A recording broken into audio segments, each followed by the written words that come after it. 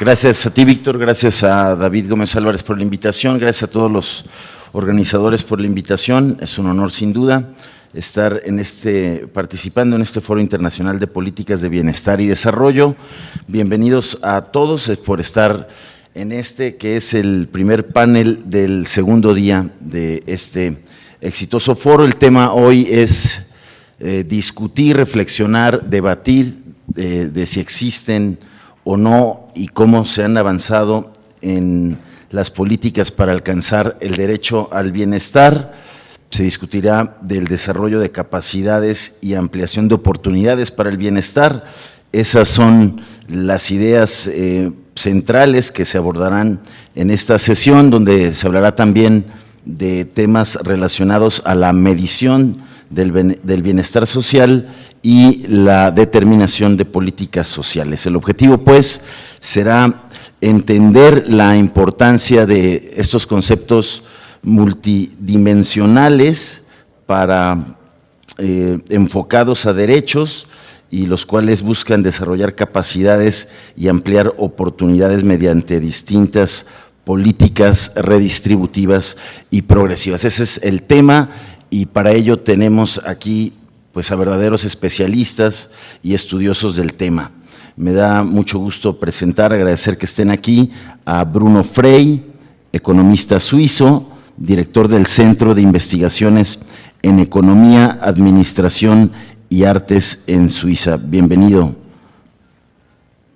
Bienvenido, Bruno. Mariana Lugo, economista argentina, jefe para América Latina y el Caribe del Banco Mundial. Mariana, bienvenida.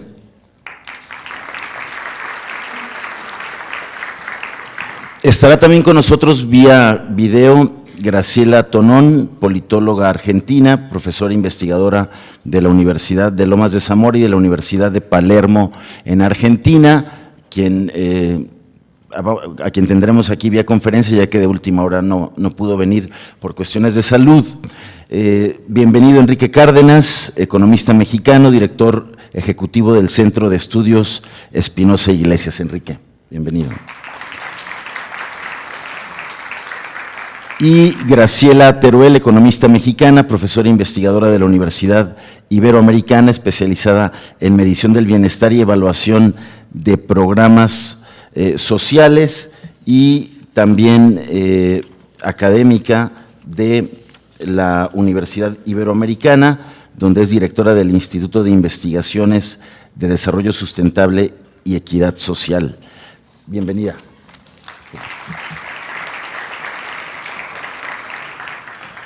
Y bueno, sin más, le doy la palabra a Bruno Frey, quien, como les comento, es profesor de Economía de la Universidad de Zeppelin de Alemania, director de investigación del Centro en Economía, Administración y Artes en Suiza.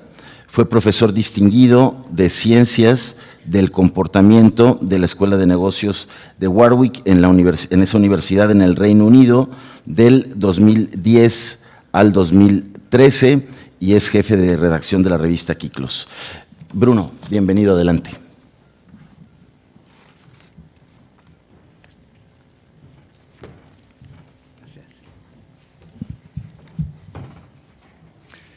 Muchas gracias. Yo estoy muy contento de participar a esta conferencia sobre felicidad y economía o desarrollo económico. Muchas gracias por la invitación. Siento no poder dar mi presentación en español porque no hablo esta lengua tan bonita bastante bien. Entonces tengo que hablar en inglés, que no es muy bonito. Which is not a nice language. Yesterday, Ayer we escuchamos gran cantidad de información relacionada con el evaluar y medir la felicidad, el problema o los problemas, así como las posibilidades que este tema presenta. ¿Y qué es lo que sigue a partir de esta evaluación cuando analizamos indicadores para entender la felicidad y medirla consecuentemente? Hasta cierto grado, creo que se ha logrado un consenso en el cual hemos puesto a la felicidad como el enfoque central del desarrollo. Por lo menos yo creí que ya se había logrado un consenso. Dos personas, de hecho, no estuvieron de acuerdo con esta premisa. Robert Bastina, así como Gordon Matthew, quienes pensaron que también habría la posibilidad de contar con gente que no están felices, que debemos permitir que así sea, que no siempre esté todo el mundo con felicidad en todo momento. Creo que esto sería como llevarlo al extremo. Tengo que estar de acuerdo, sin embargo, con el hecho de que hay otras metas, hay otros objetivos en la sociedad, como la solidaridad, por ejemplo, o la lealtad, o la justicia. Estos son objetivos, son metas trazadas en la sociedad, solidaridad, lealtad, que son quizás tan importantes como la felicidad. A pesar de ello, me parece que la felicidad debe estar siempre en la parte central de la discusión. Aunado a lo anterior, no importa tanto qué es lo que nosotros como individuos pensemos, qué es lo que sea correcto o no. Al final del día, muchos países como Bután, Francia, el Reino Unido, incluso China, han ya tomado este abordaje o este enfoque. Y también una gran cantidad de organizaciones internacionales como las Naciones Unidas, con misiones diversas, tienen también declaraciones, enunciados en este sentido. Entonces ya la felicidad está en el centro de la política internacional. Me parece que es un enfoque correcto tomar los indicadores para medir la felicidad. Sin embargo, no me quiero meter de lleno a ese tema una vez más. Creo que no se requiere repetir este tema o ahondar más. Ya se ha dicho bastante en relación al tema, entonces preferiría avanzar. Por ende, quiero presentarles a ustedes dos enfoques que podríamos considerar. El primer enfoque tiene que ver con la concentración de indicadores o el indicador como un único marcador de la política del bienestar.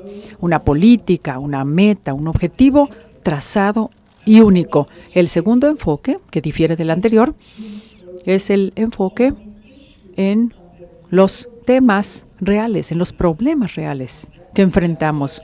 Me gustaría discutir en este sentido que no es lo mismo.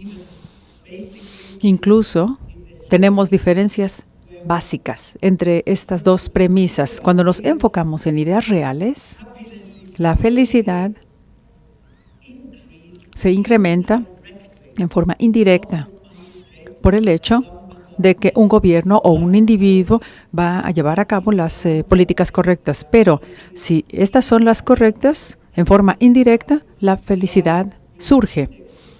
Con el primer tema aquí, el primer inciso, el gobierno lo que trata de hacer es, lo que hace el gobierno es tratar de incrementar la felicidad, a pesar de que no sea lo que surja en forma natural. No soy crítico de este tipo de posturas, especialmente cuando comparamos países. No me gusta ser crítico de los indicadores o de los enfoques que tengan diferentes países, pero me gustaría mejor que se consideraran indicadores dentro de estas políticas como parte de la agenda. Y mi segunda propuesta o mensaje es el hecho de que deberíamos concentrarnos en tratar de descifrar qué es lo que hace feliz a la gente. Por ello, quiero empezar la plática con este enfoque de indicador, en el cual el gobierno quiere incrementar o aumentar un indicador de felicidad, digamos. Este es el ejemplo que vamos a manejar. Son buenas intenciones, debo decirlo, pero las buenas intenciones no siempre son suficientes. veo dos problemas principales con este abordaje. El primero tiene que ver con el hecho de que hay una gran cantidad de indicadores por todos lados. Mencionaré solo algunos. Tenemos el indicador de la felicidad bruta o el concepto que es similar a lo que es el PIB, pero utilizando el término felicidad. Tenemos indicadores de felicidad, indicadores de satisfacción, indicadores de felicidad relativa, indicadores de felicidad mundial, indicadores regionales, etcétera, etcétera. Podríamos continuar con la lista de la cantidad de indicadores que hay. Y ahora tenemos a la OCDE, que es coorganizador de esta conferencia. Mencionó algo interesante. Probablemente ustedes ya saben que hay un indicador para una mejor vida por parte de la OCDE. Y no presentan un indicador únicamente, sino que cada persona que visita el sitio de Internet puede crear o construir su propio indicador. Al designar un peso o ponderar un tema más que otro o un tema que a esta persona le interese, esto significa que no hay 5 o 10 o 20 indicadores para valorar la happiness, sino miles o cientos de miles. Entonces, ¿qué es lo que debería hacer el gobierno cuando hay 10,000 diferentes indicadores para evaluar la felicidad? Obviamente seleccionan uno, pero ¿por qué lo hacen? ¿Por qué hacen esta selección? ¿Por qué uno y no el otro? Aquí es donde se presenta el verdadero problema. Ya no estamos hablando de una guía útil para creación de políticas cuando tienes una gran cantidad o tal cantidad de indicadores. Mi segundo punto aquí es incluso más importante. Es el hecho de tener distorsiones sistemáticas de los indicadores de la felicidad que van a suceder, sin lugar a duda. Estas distorsiones van a darse. Estas distorsiones son las siguientes. El punto principal es el hecho de que no puedes construir un indicador de felicidad en forma razonable siempre que no sea parte de una política gubernamental. Sin embargo, en cuanto un indicador de felicidad se convierta en una meta de política oficial, va a ser distorsionado. Necesariamente se va a distorsionar. No es al azar, esto no es aleatorio. Y hay dos razones para este razonamiento. En primer lugar, tenemos las respuestas estratégicas de las personas a las cuales se les están preguntando: ¿qué tan satisfecho estás con tu vida en una escala del 0 al 10? Las respuestas siempre van a ser distorsionadas cuando el resultado de la encuesta tenga relevancia política. Supongamos solamente por un segundo que ustedes son del ala izquierda, pero su gobierno es derechista. Entonces, hay un erudito que viene y le pregunta a usted, una persona de la academia, y le pregunta: ¿usted está feliz? Claro que no, porque este gobierno que le va a la derecha, yo soy izquierdista, está haciendo esto y lo otro. Bueno, entonces, si se te pregunta, ¿eres feliz con una contraposición en tu vida? Obviamente la respuesta va a ser no, cuando tienes a un gobierno con el cual no estás de acuerdo. Esta sería la primera distorsión sistemática que observamos. Una vez más, es sistemático, no es aleatorio. La gente sí reacciona. Y consideremos por un segundo cómo reaccionarían ustedes si, suponiendo que estén de un lado del gobierno o de una preferencia política y estén satisfechos por tratar de mentir o distorsionar las respuestas si el gobierno no es el que tú sigues. Obviamente, ahí es donde empiezan los problemas. En segundo lugar, hay una gran cantidad de incentivos para poder manipular estos indicadores de felicidad. Probablemente ustedes considerarían que soy cínico cuando hablo de los gobiernos. Soy cínico.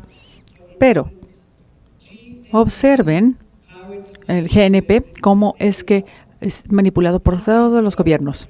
También las tasas de empleo, cómo se manipulan en todo momento. El GNP es el PIB. continuando con esta idea, sabemos que hay gente que lleva ya mucho tiempo trabajando, sin embargo, ya no se consideran como, perdón, gente que lleva mucho tiempo sin tener un trabajo, ya no se consideran en las tasas de desempleo o la inflación. Ayer tuvimos una dama de Argentina dando su presentación con la tasa oficial de inflación en Argentina, la cual ha sido del 12%. Y era del 32%. Esa era la cifra real. Esto es lo que los gobiernos hacen constantemente cuando vale la pena, cuando para ellos es relevante.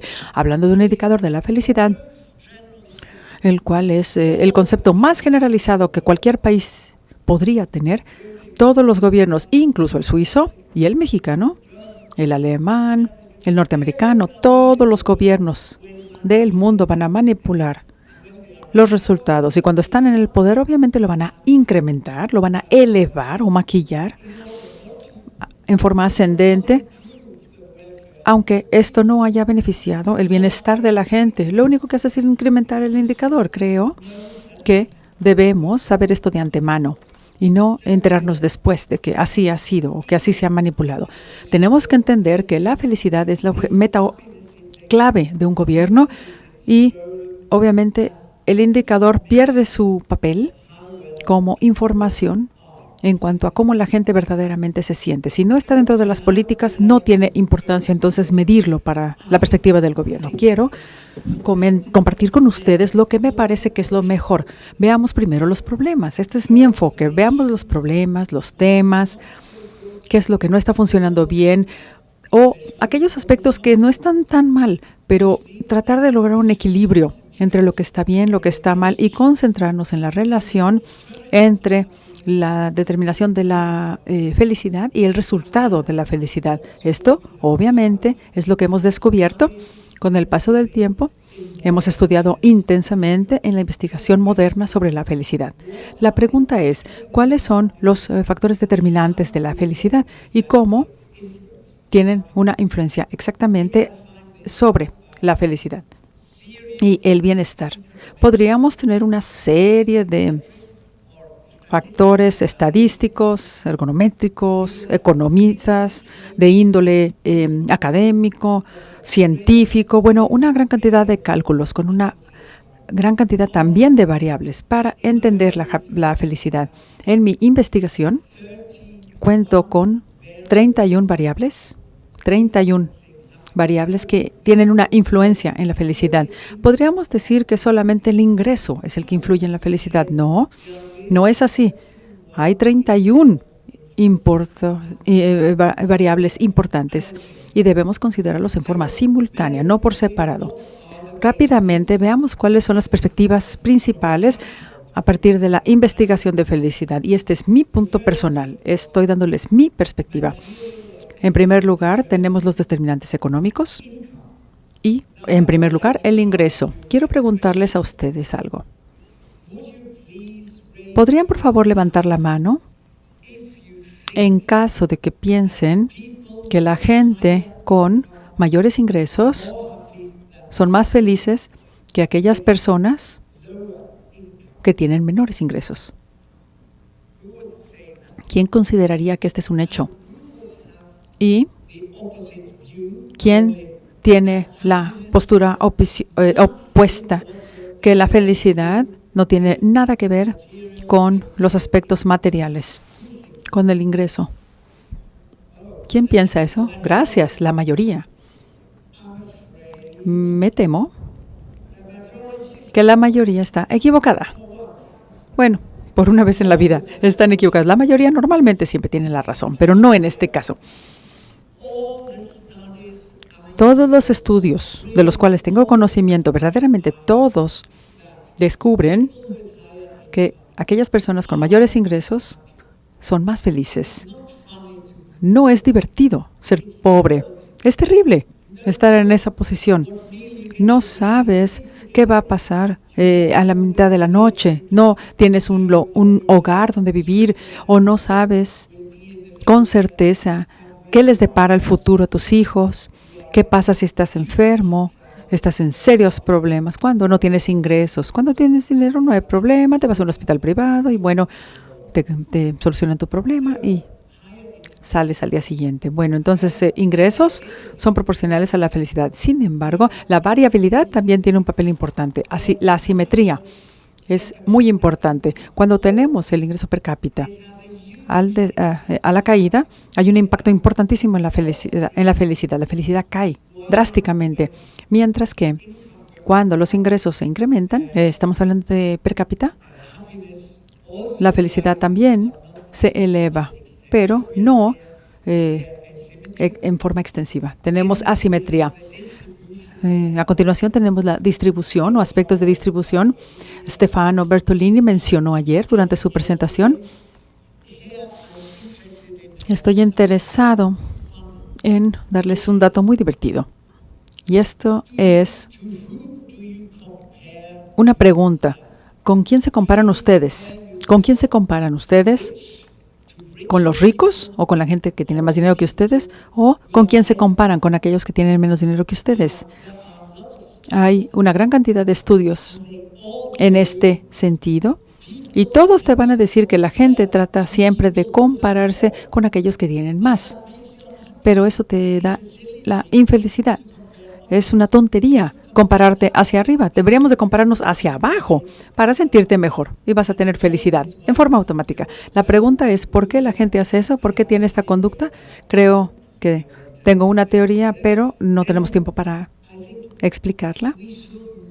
No deberíamos concentrarnos únicamente en ingresos o en la inequidad social y económica, sino en los efectos dinámicos involucrados. Me parece que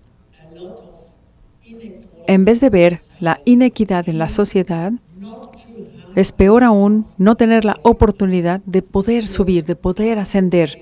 Entonces, la movilidad ascendente es esencial para la felicidad. Si ustedes saben o se dan cuenta que están bloqueados cuando tienen 15, 20, 25 años y que no puedes ascender más, empieza la infelicidad, la insatisfacción. Cuando ves una oportunidad de poder ascender, es muy bueno para ti como individuo.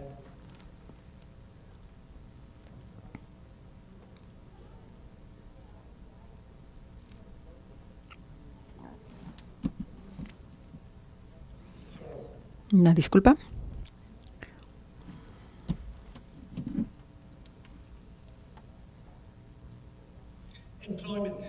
El empleo. Resulta interesante el hecho de que la gente que se autoemplea son más felices que aquellos que trabajan en o para una firma, para una empresa. Y esto es sorprendente porque los autoempleados, en promedio, ganan menos, trabajan más y tienen un mayor riesgo. Estos tres factores deberían, consecuentemente, disminuir la felicidad, pero no es lo que sucede. Las personas que se emplean por sí mismos, o los autoempleados, son más felices. Y uno de los efectos negativos principales en la felicidad es la falta de trabajo de cualquier índole. Esto va a disminuir la felicidad de cualquier persona en forma drástica. Y también tengo otro tipo de determinantes, por ejemplo, los sociales. Ya se había hablado de esto el día de ayer. Los factores sociales, Mariano Rojas también lo mencionó, y Stefano Bartolini. Aspectos de suma importancia, por ejemplo, la familia, las relaciones sociales, la salud. También Robert y el profesor Dina hablaron de ello también. Y, de hecho, practicaron con nosotros un experimento en este sentido. A mí me gustaría compartir con ustedes otro caso con los asuntos relacionados con la salud psíquica. Es muy difícil identificar la causa raíz. Obviamente, los que están bien, con una salud mental óptima, son felices, pero también sucede lo contrario. Aquellas personas que son felices tienen, por ende, una mejor salud. Es como un sentido lógico, un ciclo lógico. En los Estados Unidos llevé a cabo un estudio en el cual se preguntaba a jovencitas que entraban a un monasterio, se ordenaban en un monasterio, sobre la felicidad. Y había respuestas diferentes. 30 años o 40 años después, observaron quiénes de estas señoritas aún vivían y quienes habían indicado que eran felices vivieron más tiempo que las otras monjas dentro del monasterio. El estudio se hizo por el hecho de que las condiciones son muy similares hoy en día y puede aplicarse a la actualidad. También hablemos de determinantes muy importantes que se han discutido muy brevemente, y estos son los políticos, determinantes políticos. En primer lugar, la burocracia. La burocracia nos aniquila. Verdaderamente destruye tu motivación intrínseca, la iniciativa y tu optimismo. La burocracia hace un gran esfuerzo para socavar o disminuir el hecho de que seamos autoempleados o que seamos nuestros propios patrones. También la burocracia es uno de los ejes principales para eliminar la felicidad. No se puede hacer nada si tienes encima tuyo la burocracia. Te pierdes, incluso aún y a pesar que te consideres una persona feliz. El segundo determinante político tiene que ver con los derechos de participación, lo cual es de suma relevancia. Y creo que estos derechos de participación deberían y podrían aplicarse en la esfera política, así como en las corporaciones para las que trabajamos o en las empresas en donde estemos. Y dentro de estos derechos de participación, no solamente estamos hablando de las elecciones como tal, sino referéndum populares. El referéndum, o llevar a cabo referéndums, es el futuro de una democracia floreciente, más participación directa. Entonces, los derechos de participación serán fortalecidos. Lo que ustedes tienen en su mente podría llevarlos a la pregunta de cómo tomar decisiones en base de una corriente política. La gente no sabe, la gente no está enterada de lo que está pasando, no pueden tomar esas decisiones. El gobierno está equivocado cuando piensa así, definitivamente está equivocado. Es completamente lo contrario. Cuando tienes un referéndum o haces referéndums para diferentes temas, la gente empieza a informarse. Y cuando están informados, cuando están educados sobre un tema, pueden, consecuentemente, tomar decisiones correctas. No estamos hablando de, por ejemplo, países en los cuales no hay referéndum. ¿Por qué te interesaría en la política? Si nadie te va a preguntar nada, nadie va a tomar tu postura o tu opinión en cuenta. Pero hay países en los cuales se codetermina, es una combinación entre el referéndum y lo que el gobierno puede tomar en cuenta, y así funciona mejor. Como conclusión, el enfoque del indicador podría ser valioso o valuable para estos temas que nos atañen, pero hay que tener mucho cuidado con la información distorsionada. Y el problema es que también son demasiados indicadores. Me gustaría poner sobre la mesa y dejar como mensaje que nos debemos concentrar en los problemas. Y si podemos enfrentarnos a un problema y solucionarlo, entonces la población va a ser más feliz. Tengo un énfasis principal, entonces, en los determinantes políticos, incluyendo, de hecho se me olvidó mencionar, la descentralización. Mikey ayer estaba mencionando algo relacionado a este tema. La descentralización es de suma importancia. Estoy muy contento de que el Estado de Jalisco sea el organizador de esta conferencia. Esto es un muy buen inicio. No el gobierno central en la Ciudad de México, Jalisco y la ciudad de Guadalajara. Por ende, estoy muy feliz por estar aquí con ustedes y les agradezco por su atención.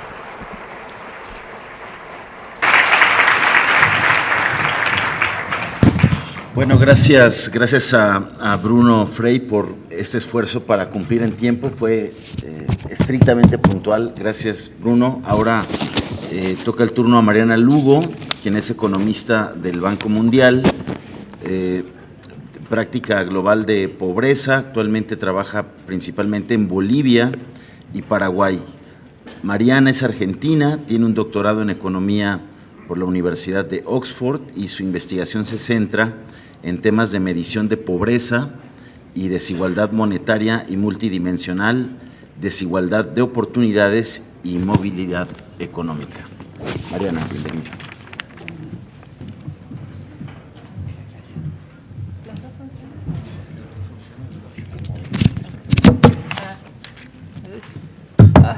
Es móvil para algunas, muy pesado. Muchísimas gracias. Primero quiero agradecer a David Gómez por haberme invitado. No sé cómo uno puede seguir y hablar después de Bruno Frey, que nos ha iluminado y enseñado tanto. Pero tengo una confesión que ya quizás se van a dar cuenta, es que yo no sé nada de la felicidad, nunca he trabajado con temas de satisfacción con la felicidad y he aprendido mucho en estos días, en este día de ayer. Así que agradezco realmente a David Gómez por haberme invitado. Pero en parte creo que el motivo por el cual me invitó es sobre todo por tengo alguna experiencia con medidas multidimensionales de bienestar, de irnos por ahí fuera de las medidas tradicionales del ingreso, pero principalmente por mi trabajo. Tengo la fortuna de estar acompañando al gobierno de Bolivia en su proceso de reflexión de cómo medir el bienestar, como ellos lo denominan, el vivir bien. Y es un proceso largo y complejo y recién yo personalmente recién lo empezamos a acompañar. Pero hay muchas reflexiones que pensé que podrían ser importantes o interesantes para ustedes conocer en este proceso de construcción de una nueva medida de bienestar. Entonces, lo que voy a hacer ahora es presentar lo que yo creo son los pasos críticos que uno tiene que pasar cuando se plantea definir una medida de bienestar para el país como guía de política y cuáles son, en qué medida la información sobre el bienestar subjetivo puede insertarse y contribuir a este proceso de desarrollo de medida de bienestar. No sé si funciona. Entonces, lo que voy a hacer en los 17 minutos que me quedan, voy a tratar de hablar de por qué medir el bienestar de una manera, en mi caso voy a focalizarme multidimensionalmente, pero sin duda diferente a las medidas tradicionales basadas en ingresos. Y una vez que los convenzo que esto tiene que ser así, pero creo que no es necesario convencerlos a esta audiencia, es cómo medir el bienestar de una manera multidimensional. Y hay varios pasos, pero entre ellos yo quiero rescatar 3. El primero es la selección de variables, las dimensiones o los dominios a los cuales uno decide focalizarse y cuáles son los indicadores. El segundo es la cuestión si agregamos o no agregamos todos estos indicadores. Y el tercero es la importancia de los pesos o ponderadores en el caso de que se decida agregar. Y con eso concluyo, por favor. ¿Por qué medir el bienestar de una forma multidimensional? Creo que ya varios filósofos, economistas y sabios han reflexionado sobre ese tema. Entre ellos voy a mencionar solo algunos, Sen, Rawls, Nussbaum, y la comisión que se ha mencionado bastante ayer de Stiglitz, Sen y Fitoussi, enfatizan la importancia de moverse del espacio de los ingresos para adentrarse a un espacio un poco más complejo. Claramente, muy poca gente está de acuerdo de que el bienestar es el ingreso. Mismos aquellos propulsores del uso de la medida de bienestar, del ingreso como medida de bienestar, creen eso. Todo el mundo entiende que es multidimensional, o una gran mayoría de la gente, mismo dentro del Banco Mundial, entienden que la pobreza o el bienestar es multidimensional. Pero dadas algunas complejidades, dadas las inexistencias de algunos mercados, dadas la importancia que tienen algunos de los indicadores como fin en sí mismo, es que algunas personas sugieren que el espacio de análisis de solo el ingreso, restringirnos al ingreso no es suficiente. Y para eso es necesario ampliar nuestro espacio de análisis. Entre las personas mismas que uno podría definir como pobres reconocen la multidimensionalidad, pero también desde el punto de vista de los análisis de subjetivos, cuando uno se pregunta qué es la felicidad, qué es lo que determina la felicidad, y acá Bruno Frey nos expuso muy bien, se ve que hay una multiplicidad de factores que determinan lo que es el bienestar desde un punto de vista subjetivo. Estos son algunos de los argumentos conceptuales por los cuales es necesario ampliar nuestra concepción de bienestar.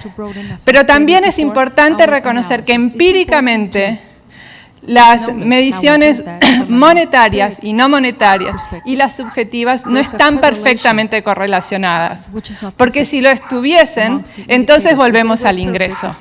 No hay ningún problema, pero justamente porque hay un espacio de correlación y con felicidad, ayer creo que presentaban algo así como 0.5, 5.6 de correlación entre satisfacción con la vida e ingresos. Claro, es una correlación positiva, es una correlación interesante.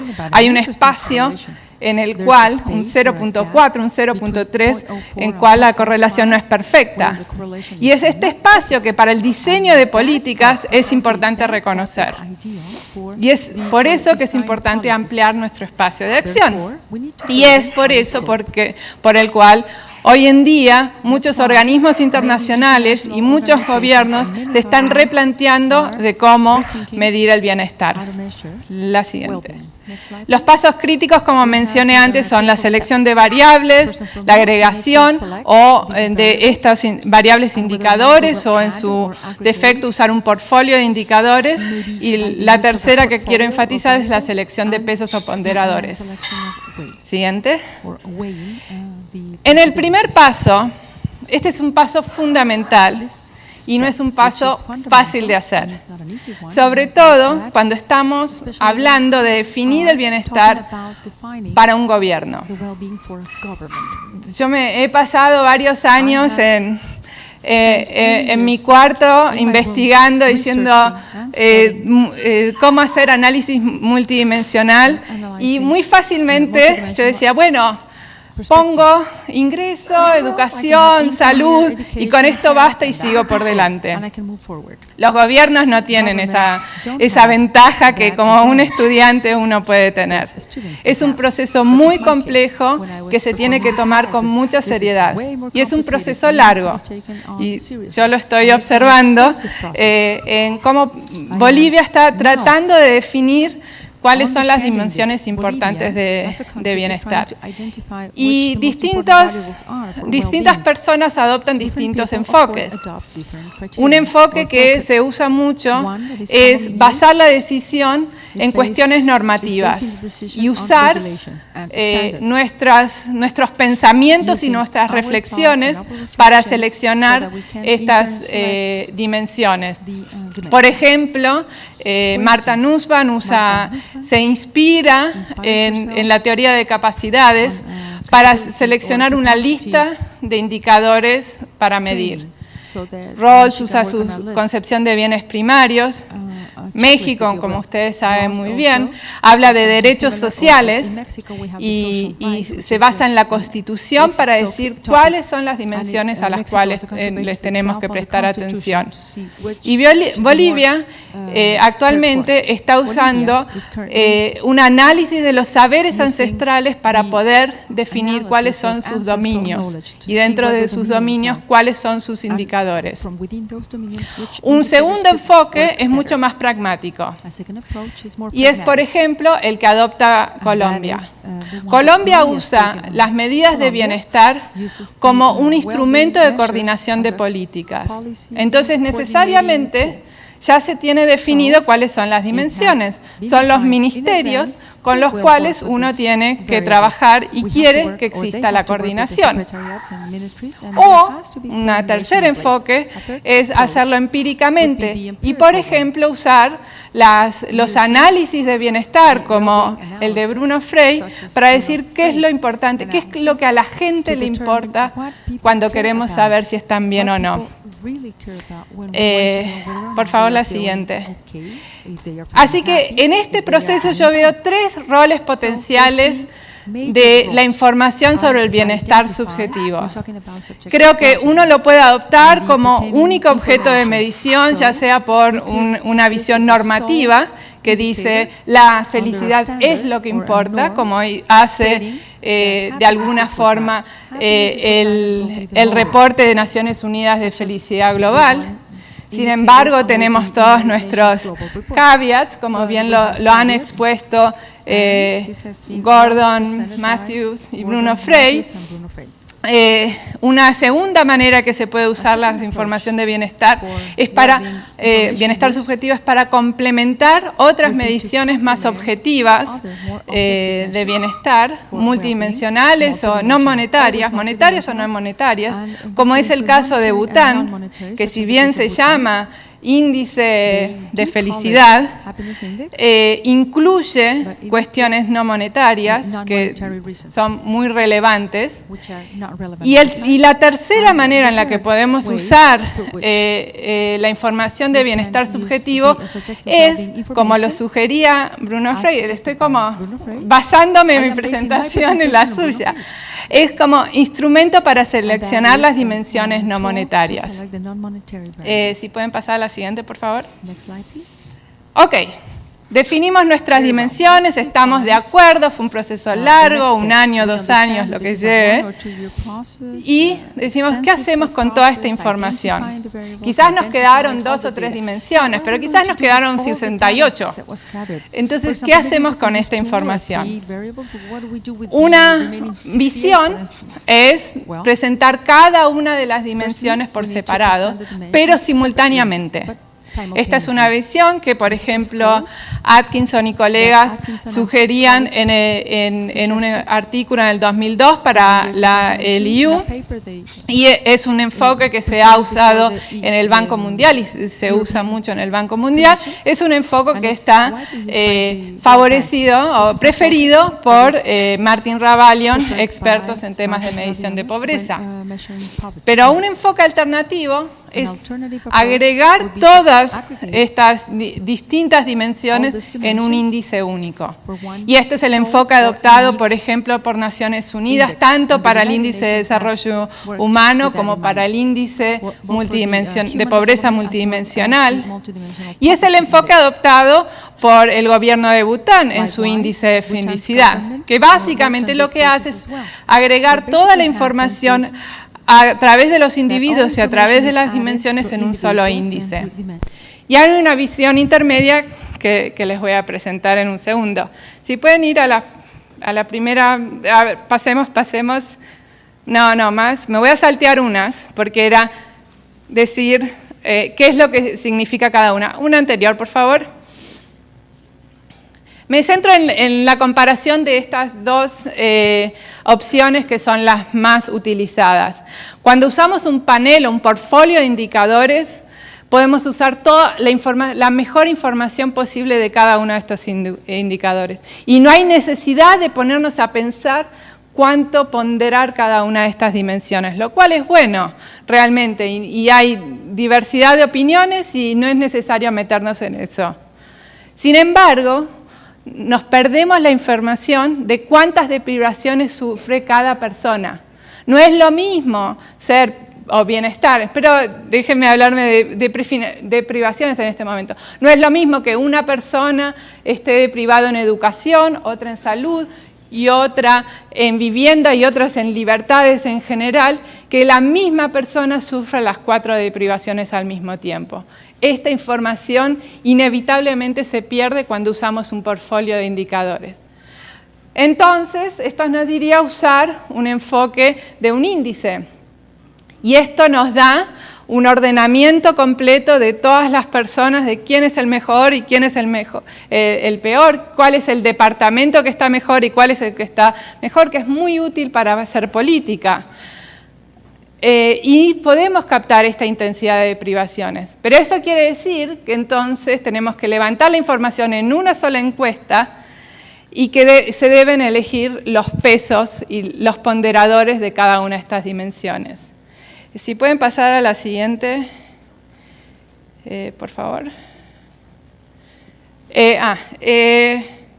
Una visión alternativa que quiero solo dedicarle menos de un minuto es si el número de dimensiones es muy bajo, como por ejemplo 3 o 4, uno puede usar una representación de cómo estamos yendo en estas privaciones. Que esto es muy simple con unos diagramas de Venn. Atkinson y coautores proponen esto para hacer para la EU, el análisis de la Comunidad Europea. Que simplemente con estas de privación tenemos las ventajas de que se capta, se entiende la cantidad de privaciones múltiples que se sufren, pero al mismo tiempo nos imponen pesos en la ponderación. Obviamente necesitamos que esta información esté presente en una sola fuente, pero en algunos casos creo que los diagramas de Venn pueden ser una medida útil para presentar la información. Por favor, a la siguiente. Y el último punto en el cual me quiero dedicar los últimos 4 minutos, es en el tema de ponderadores. En el caso de que decidamos adaptar un único indicador, es inevitable cuestionarse cómo vamos a seleccionar nuestras ponderaciones para cada una de las dimensiones. Tenemos que seleccionar la forma funcional, pero en general es lineal. Es cada indicador con un ponderador que no es fijo. Hay distintas maneras de hacerlo. Con un coautor hicimos como una revista de cuáles son los enfoques seguidos y encontramos 3. Encontramos 8. Encontramos 8 formas, pero que los dividimos en 3 grupos. Aquellos que están basados en los datos, en lo que es, en lo que la gente de alguna forma elige, y dentro de eso se pueden usar métodos de frecuencias, métodos estadísticos o métodos más favorables. Y en el otro extremo está lo que se debe ser. Seleccionar a los ponderadores de una forma normativa. Y una forma de hacerlo es poner a todas las dimensiones el mismo peso. Y eso algunos argumentan, bueno, eso es objetivo, eso no implica valores, pero sí, claro que implica valores. A cada una de las dimensiones le pongo lo mismo. Eso quiere decir que un año más de educación me vale lo mismo que un año más de vida. O que el acceso a los parques verdes vale lo mismo que un niño vaya a la escuela maternal. Son decisiones no fáciles de tomar y son muy importantes. Es necesario que se dedique una parte del tiempo a hacer esta reflexión. Entonces, en este caso quiero enfatizar, resaltar uno de los métodos en esta conferencia que me parece que es muy interesante, que es un método híbrido, que no está entre lo que es y lo que debe ser, sino que está ahí en el medio y que usa la información de las opiniones de las personas como para ponderar las distintas dimensiones. Si pasan a la segunda. Y con esto termino, me queda un minuto. Hay 2 maneras de hacerlo. La primera es preguntarle directamente a la gente cuánto les parece que importa la educación, la salud, la vivienda. Y la gente hace un ranking y de alguna manera se toma un promedio de todo eso y se dice, en esta sociedad esto es lo que importa. O se puede hacer para distintos grupos. Otra manera de hacerlo, y si la información no está disponible, pero que me parece interesante, es cuando tenemos en una encuesta de bienestar subjetivo. En una misma encuesta tenemos variables monetarias, no monetarias y subjetivas. Entonces podemos sacar la relación implícitamente de lo que la gente prefiere y haciendo una regresión de bienestar social. Así, con esto quiero concluir, si me pasan a las conclusiones. Simplemente quería remarcar la importancia de las decisiones que se toman en la conformación de una medida de bienestar y también remarcar en lo interesante que la información de bienestar subjetivo nos presenta y es que puede ser potencialmente útil para tomar en cuenta en este proceso. Y con esto concluyo. Muchas gracias. Me pasen por tiempo.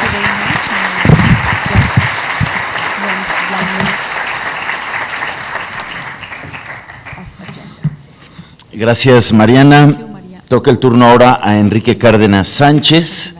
Enrique dirige el Centro de Estudios Espinosa Iglesias, Asociación Civil, un instituto de investigación independiente dedicado al estudio, diseño e implementación de políticas públicas y acciones sociales enfocadas a la movilidad social y al bienestar socioeconómico. Economista del ITAM, con maestría y doctorado en Economía de la Universidad de Yale, es Premio además Nacional de Economía Banamex. Enrique, te cedo la palabra.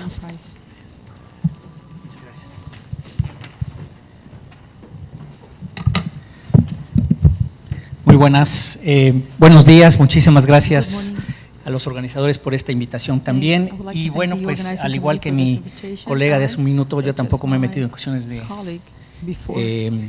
felicidad más que la propia, ¿no?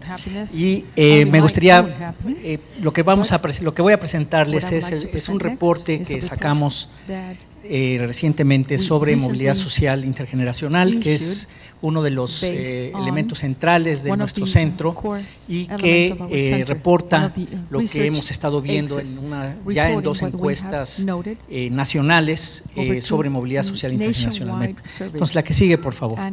Definimos muy claramente qué es movilidad social, es esta facilidad con la cual las personas pueden moverse en su condición socioeconómica a lo largo de su vida. Es decir, es un enfoque intertemporal de cómo se comparan las personas cuando son jóvenes y cómo terminan, ¿no? Hasta dónde el origen, es decir, donde uno nace, está determinando el futuro de esa misma persona. La que sigue, por favor. ¿Por qué es importante? Bueno, pues porque pensamos que esa posibilidad de moverse debe de depender esencialmente del talento, del esfuerzo de las mismas personas, de sus familias, de su propio contexto, y no tanto que esté definido, pues ahora sí que por el accidente de cuna.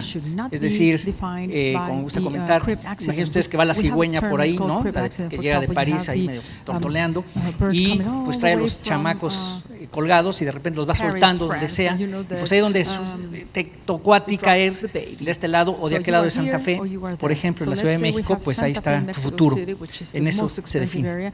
Entonces, por eso es importante que sea el mérito lo que rife más, el esfuerzo, etcétera. La que sigue, por favor. Entonces, pensamos que tiene que ver elementos de justicia muy elemental, ¿no? Y también de integración social. Por cierto, son 2 elementos que están en los determinantes del profesor Frey sobre felicidad. O sea, sí pensamos que incide en felicidad todo esto que estamos hablando, pero de esta manera, digamos, indirecta. O sea, que si me puedo acercar el micrófono, claro que sí. Bueno, entonces, en eficiencia también, porque si tenemos, por ejemplo, que la distribución del talento se distribuye en forma más o menos normal, aquellas personas que por la condición de su nacimiento, donde empiezan su vida, no tienen posibilidades de avanzar, ese talento se va a perder. Y por lo tanto pierden ellos, sus familias y también el país, ¿no? La que sigue, por favor. El CEI pues se ha metido en este tema ya desde hace casi 10 años, haciendo esta encuesta, haciendo libros, investigación, etcétera. No me voy a detener ahí. La que sigue, por favor. Pensamos que hay que hacer esta medición en 2 sentidos, por lo menos. Uno es la movilidad, digamos, absoluta, donde estás inicialmente y a dónde dónde te puedes mover, y la otra es en forma relativa, es decir, en términos, digamos, por quintiles de la población, si naces en el primer quintil, en dónde terminas a lo largo de tu vida, y eso es necesariamente una medición relativa, unos suben y otros tendrían que bajar. La que sigue, por favor. En términos generales, vemos que en términos de la distribución, ahí tenemos el ingreso por cada uno de los quintiles a lo largo de más de, digamos, 20 años, y vemos que en realidad las brechas entre unos y otros prácticamente no se han movido, tampoco han avanzado mucho, por cierto, y eso pues nos dice algo de que está pues muy pegajosa, digamos, o muy poco permeable esta distribución. La que sigue, por favor. Entonces, la encuesta, que está disponible, por cierto, para todos, para su utilización ya limpia, son ya, como les digo, 2 encuestas. Son preguntas retrospectivas, es decir, si a alguno de ustedes es encuestado, se le dice, bueno, ¿cuál era tu situación cuando tenías 14 años y cuál es tu situación actual? Situación se refiere cómo era tu casa, cuántos cuartos tenía, había baño, tus papás qué escolaridad tenían, etcétera. Es un cuestionario muy largo, es más o menos 1 hora y cuarto para contestar ese cuestionario, pero de ahí se derivan por componentes principales cuál es tu situación socioeconómica en términos relativos antes y después, obviamente, cómo estás actualmente. En la segunda encuesta son 11,000 cuestionarios útiles que dan representatividad nacional, y a diferencia de muchas encuestas en el mundo, esta sí distingue entre hombres y mujeres jefes de hogar, y eso nos permite empezar a derivar conclusiones respecto de género que son también muy importantes. La que sigue, por favor. Entonces, lo que buscamos es, en este informe, que por cierto está disponible en la red, en la página del centro, en español y en inglés, si nuestros colegas o amigos extranjeros lo quieren revisar en inglés, está en inglés, y pueden ustedes ver los resultados. El objetivo entonces es observar opciones de movilidad social de padres a hijos en México, y la idea es encontrar aquellos elementos de políticas públicas que pudieran facilitar la movilidad social. Al final de cuentas, lo que vemos es que la movilidad social es un resultado de muchos otros insumos, no es un fin en sí mismo, digamos, o sea, no es un resultado, voy a mover la movilidad social así en general, sino que son... Yo esto me lo imagino como un flujo, imaginen ustedes en un río o en una sequía que está llena de piedras, palos, basura a lo mejor, y el agua tiene dificultades para fluir. En la medida que vamos quitando esos obstáculos es que el agua puede moverse más fácilmente y ya tenemos una sociedad más fluida. La que sigue, por favor.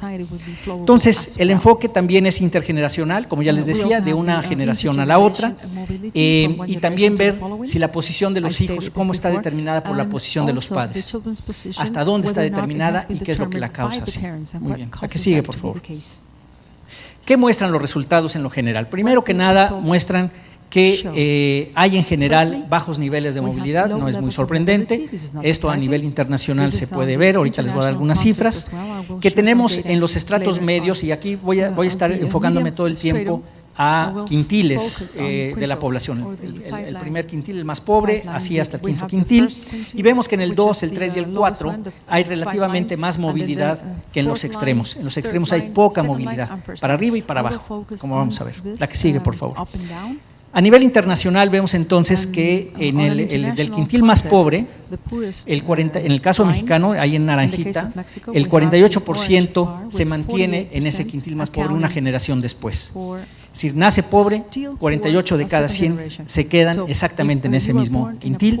Las otras cifras ustedes pueden ver, pues es bastante más bajo, los países que tenemos información. Ahora cada vez hay más encuestas de esto, no creen que en todo el mundo se levanta esta encuesta, pero dan una idea de los niveles que tenemos. La que sigue, por favor. Este 48% que les acabo de mostrar ahora, ¿qué le pasa al 52% restante? Es decir, de los más pobres, 48 se quedan en el primer quintil, 22 pasan al segundo quintil y solamente 4 llegan al quintil más alto. ¿Okay? Entonces, sabemos además que el primero y el segundo quintil se distinguen pues no mucho en términos de ingreso, y aquí no de felicidad ni de multidimensional, pero sí de ingreso. Pues vemos que 7 de cada 10, 48 más 22, 7 de cada 10 personas que nacen en el primer quintil prácticamente se quedan ahí. A ver, otra vez. 70% de la gente que nace pobre se queda pobre. Son los mismos. A diferencia de medidas de combate a la pobreza, de cuántos pobres hay en México y tal, no se sabe quiénes son. Se sospecha, pero no se sabe. Aquí sí estamos sabiendo quiénes son los mismos. 7 de cada 10. Y ahí ustedes empiezan empezamos a pensar pues, por qué pasan las cosas que pasan en nuestro país, ¿no? Hay poca esperanza de salir. Ahora, si nos vamos al otro extremo, la que sigue, por favor. La que sigue, por favor. Gracias. Los de origen más rico también se mueven poco, es decir, la gente que nace en el quintil más alto, la mayoría se queda ahí o si acaso baja en el segundo quintil y prácticamente nadie baja en los otros quintiles. Entonces hay poca movilidad en los extremos, como les mencionaba. La que sigue, por favor. La que sigue, por favor. Eso, gracias.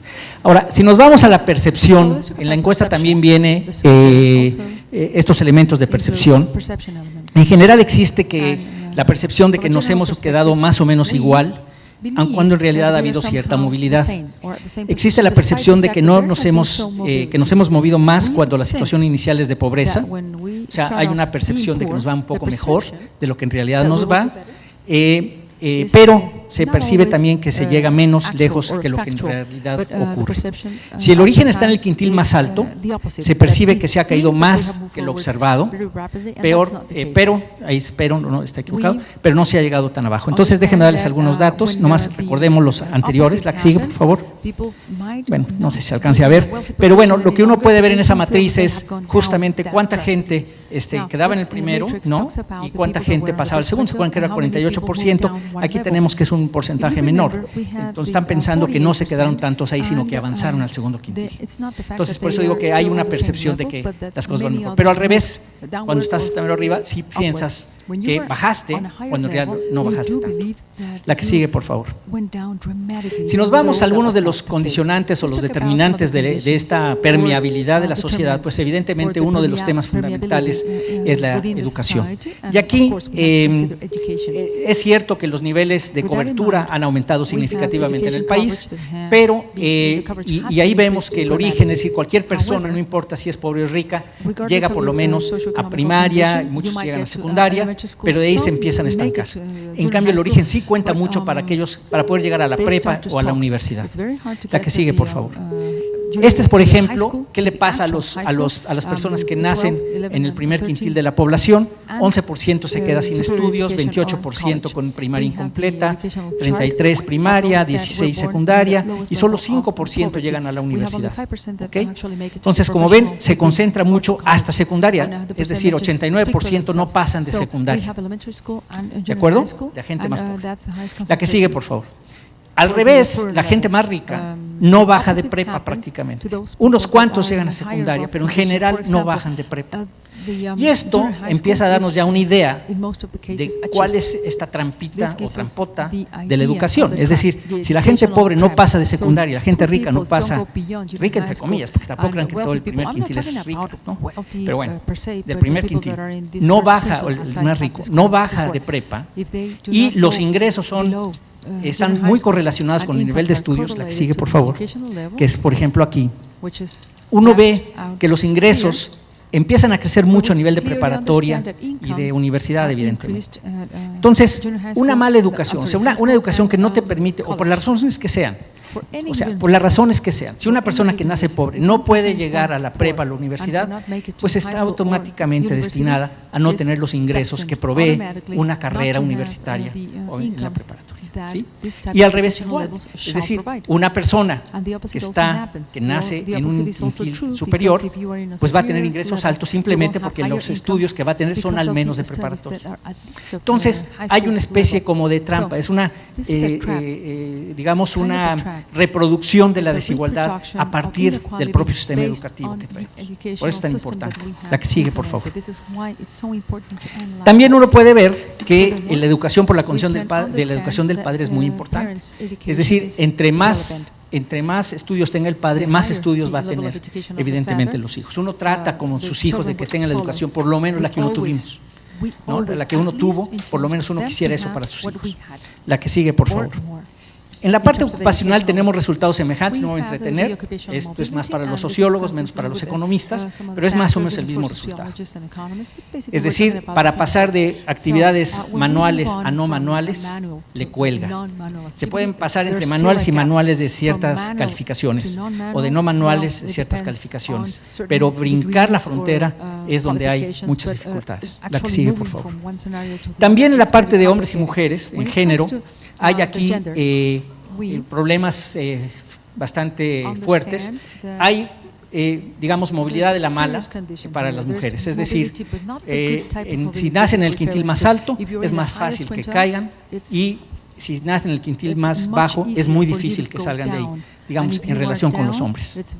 Entonces, hay mucho menos posibilidades de desarrollo para las mujeres, y por lo tanto, eso llama a unas políticas concretas de género que se tienen que desarrollar. La que sigue, por favor. Bueno, esta me la voy a brincar. Déjeme llegar a la parte de política pública y después algunas cosas sobre políticas con organizaciones sociales que estamos tratando de desarrollar en el centro.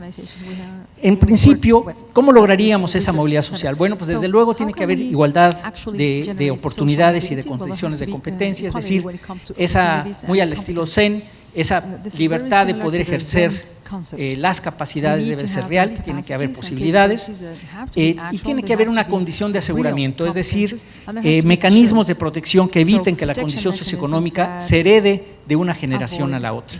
Eso es muy importante. Imaginen ustedes una persona que está batallando, está en sus años 30, 40, le pasa algo, o a sus padres les pasa algo, por ejemplo en pensiones, digamos que sus padres no tienen una pensión y tienen que soportar a los padres, pero al mismo tiempo están quitándole recursos a sus hijos. Si le pasa algo a esa persona, se enferma o lo que sea, pues a lo mejor los hijos tienen que salir de la escuela. O sea, la condición de los padres que están batallándole, que están cerca de la línea de pobreza, quizás cualquier evento, si no hay un aseguramiento, le va a pegar a la siguiente generación. Y eso se estaría como heredando, digamos, de una generación a otra. Es a lo que nos referimos con esta condición de aseguramiento. La que sigue, por favor.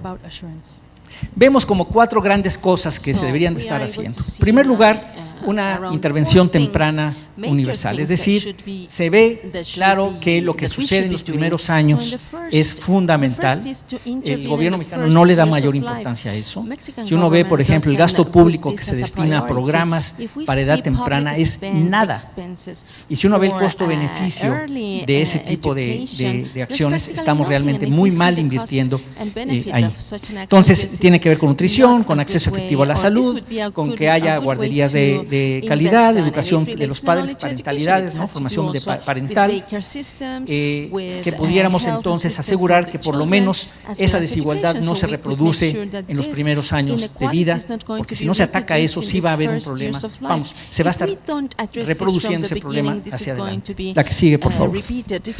Bueno, la que sigue, perdón, regrésate tantito. Esta gráfica simplemente muestra que hay más pobres niños que pobres adultos. La proporción de pobreza es más alta en niños que en adultos. Y eso también nos da una idea de que si no se ataca el problema por ahí, vamos a tener una reproducción del problema hacia adelante. La que sigue, por favor.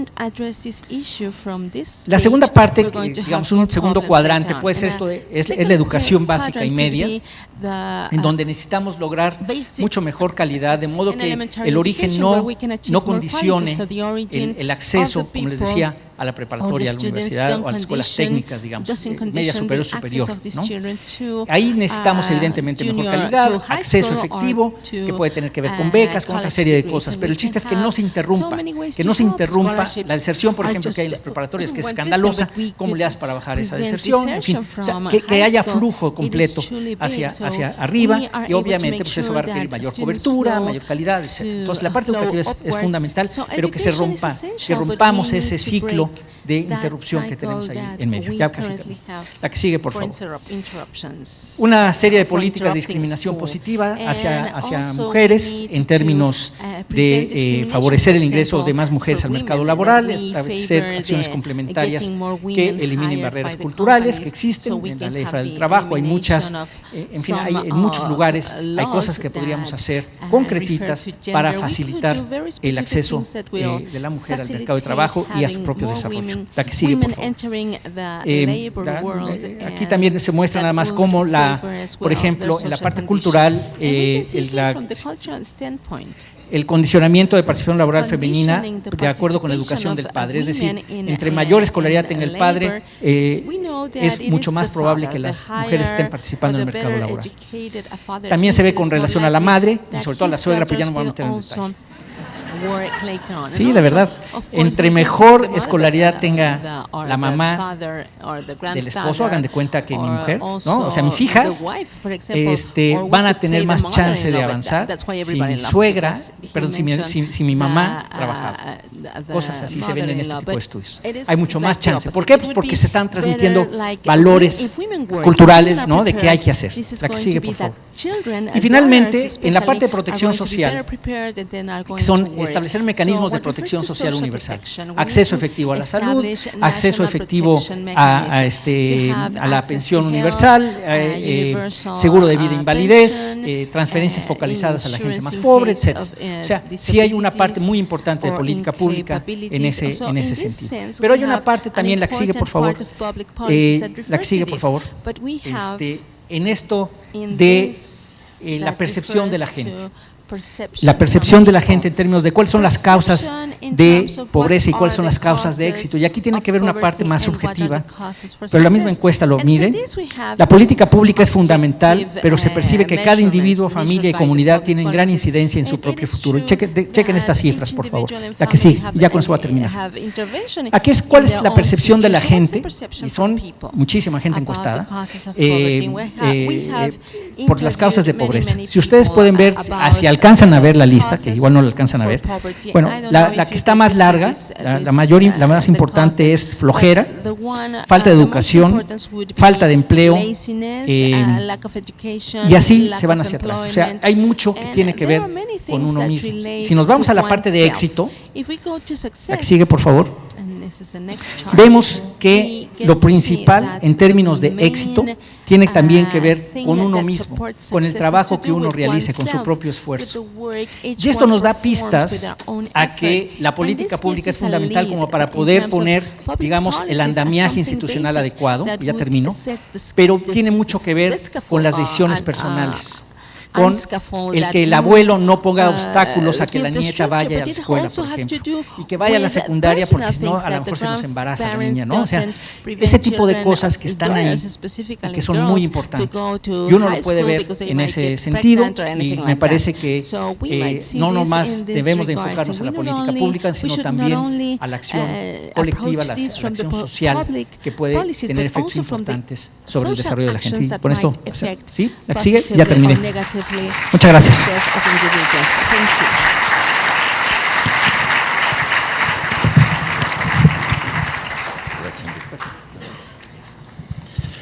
Gracias, Enrique. Sigue el turno de Graciela Torel. Ella, como les comentaba al principio, es directora del Instituto de Investigaciones de Desarrollo Sustentable y Equidad Social de la Universidad Iberoamericana, Premio a la Innovación Estadística del Banco Mundial en 2008, miembro académico del Consejo Nacional de Evaluación de la Política de Desarrollo Social del Coneval, economista del Instituto Tecnológico Autónomo de México, el ITAM, y maestra y doctora en Economía por la Universidad de California en Los Ángeles. Sus áreas de especialización son mediación del bienestar, pobreza y evaluación de programas sociales. Graciela.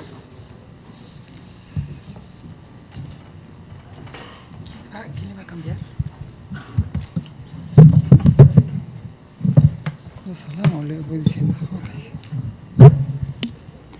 Bueno, buenos días a todos. Muchas gracias, antes que nada, al Gobierno de Jalisco por la invitación para estar aquí. A nombre de la Ibero y a nombre del Coneval les doy las gracias.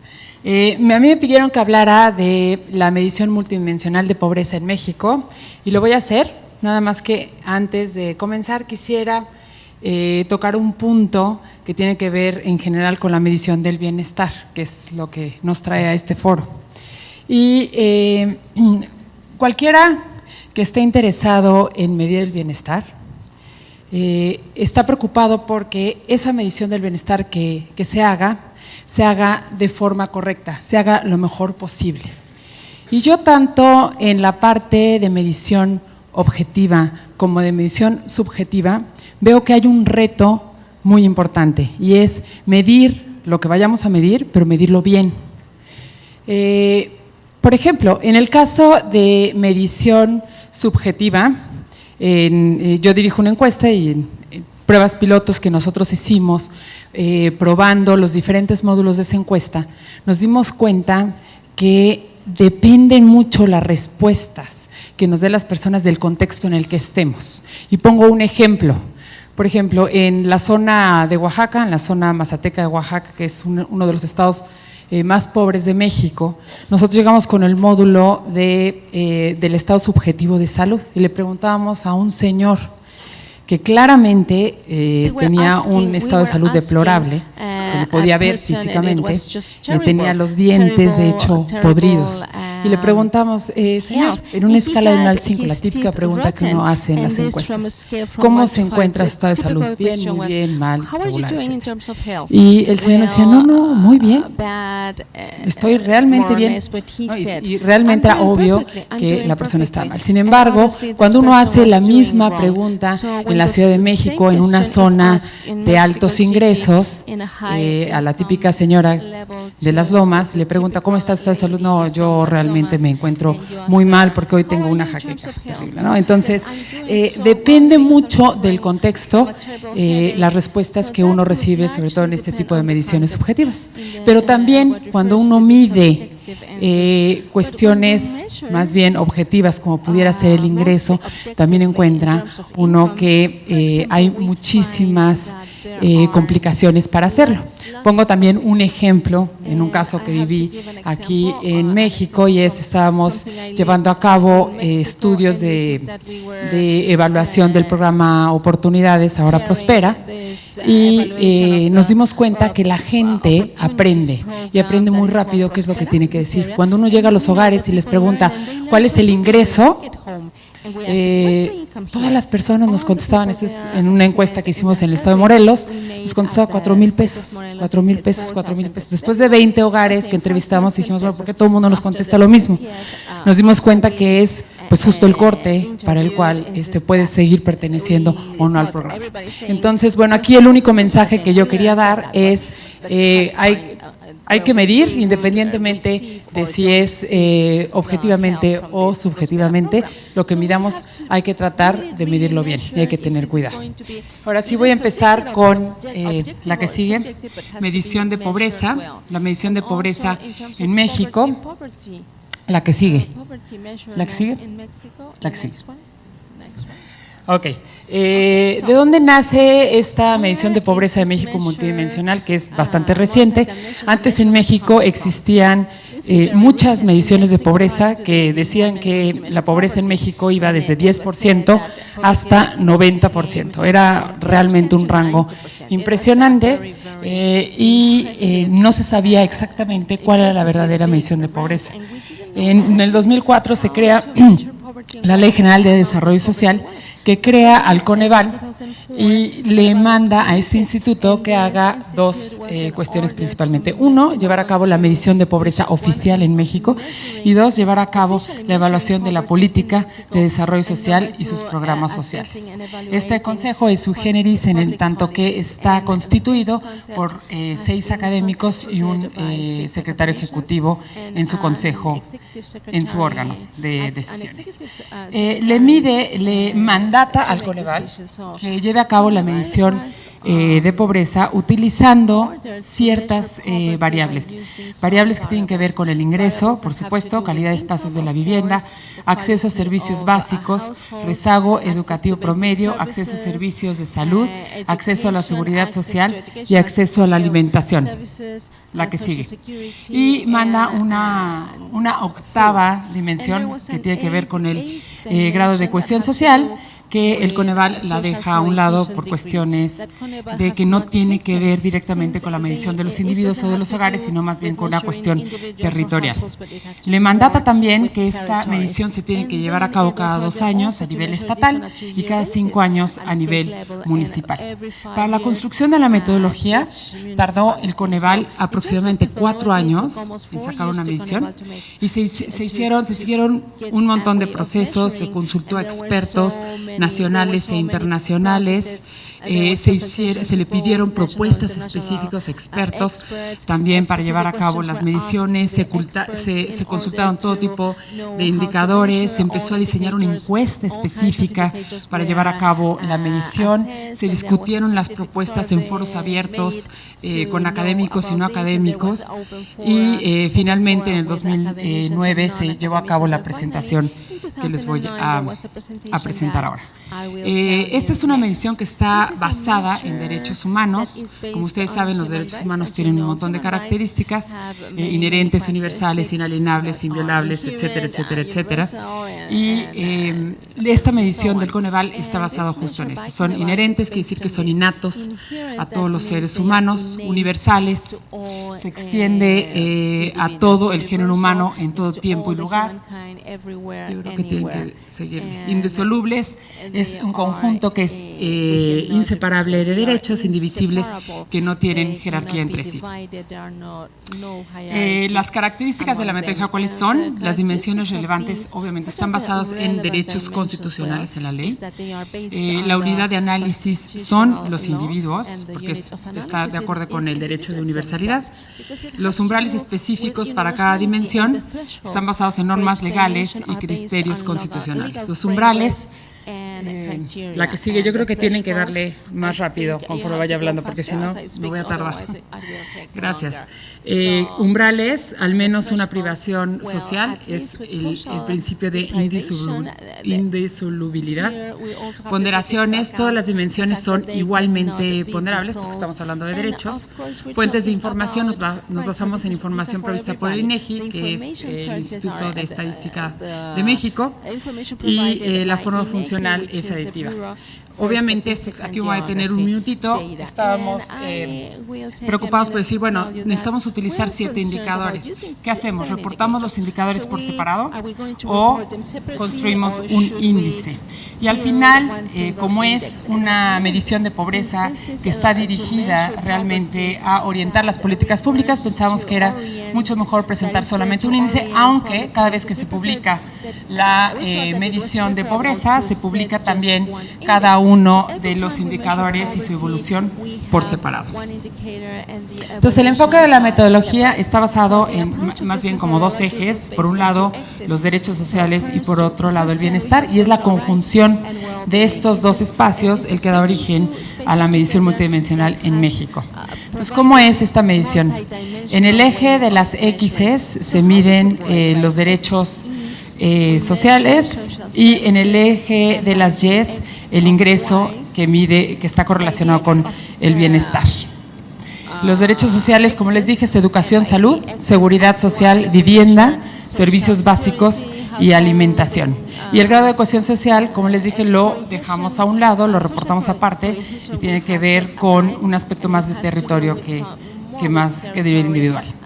Entonces, aquí en el eje de las X's tenemos a todas las personas que están abajo del 0, que son las personas que no tienen carencias, y todos los que están en amarillo son todas las personas que tienen al menos una carencia. ¿No se ve? ¿Saben qué? Adelántenle, porfis. Más. Hasta que aparezca la gráfica del eje de las X y de las Y. Perdón. Más. Ahí. Entonces ahí está los que no tienen carencias, todos los que están en amarillo son los que tienen al menos una carencia. Y ahí está la línea de bienestar económico, que equivale a una canasta alimentaria más una canasta no alimentaria. Todos los que están por debajo de esa línea de bienestar no tienen los ingresos suficientes para adquirir esa o para llegar a esa línea de bienestar. Y por el otro lado tenemos a todos los que tienen una carencia o más. En la intersección de estos dos espacios, aquellos que tienen una carencia o más y que están por debajo de la línea de bienestar, que son todos los naranjitas, se dice que son los pobres multidimensionales en México. Entonces, una persona se encuentra en situación de pobreza cuando presenta al menos una carencia social, la que sigue, y no tiene un ingreso suficiente para satisfacer sus necesidades. Esta es como la definición oficial, la que sigue. Y luego establecimos una línea de bienestar mínimo, que es una línea que solo corresponde al valor de una canasta alimentaria, que es mucho más pequeña, y establecimos que aquellos que están por arriba de 3 carencias, que tienen 3 carencias o más y que se encuentran por debajo de esa línea de bienestar mínimo, les denominamos los pobres extremos, y que son esos, la que sigue, los rojitos que se encuentran en ese cuadrante. Entonces, son los pobres extremos multidimensionales. Pobreza moderada sería entonces los que quedan en el cuadrante naranja.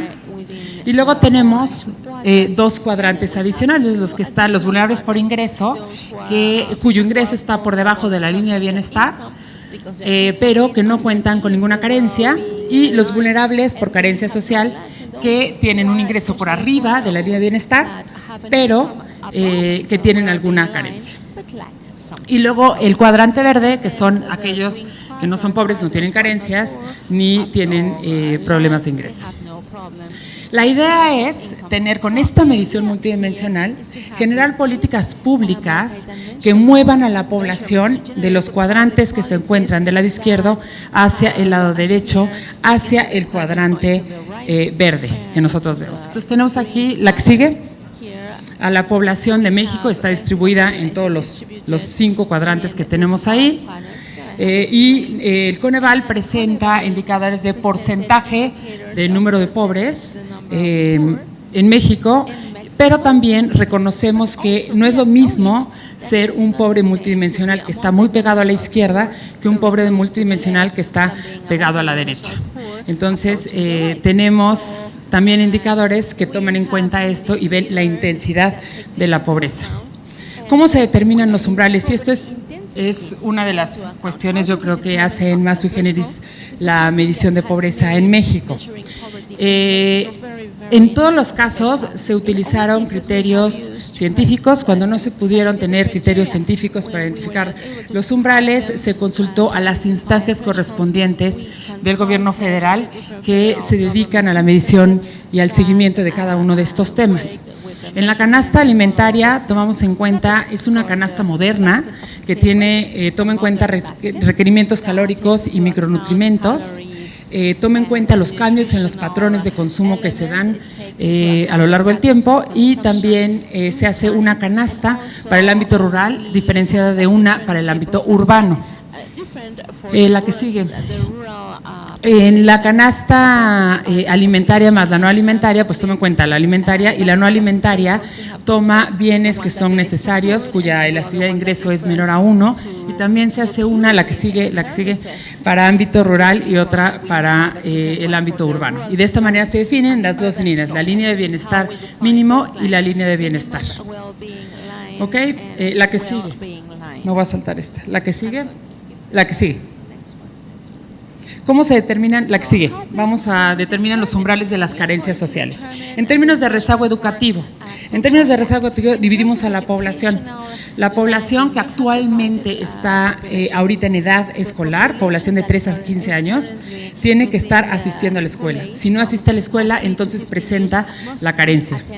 Población que tiene 16 años o más, a ellos les aplicaba otras normas, no necesariamente tenían que estar habiendo terminado la primaria o la secundaria. Para aquellos nacidos hasta 1981 se les exige primaria completa, y aquellos nacidos a partir de 1982, además la secundaria completa. Estos son los umbrales. La que sigue, de acuerdo a, con respecto a accesos a los servicios de salud, tenemos que son 3 condiciones. 1, si tienen acceso al seguro popular.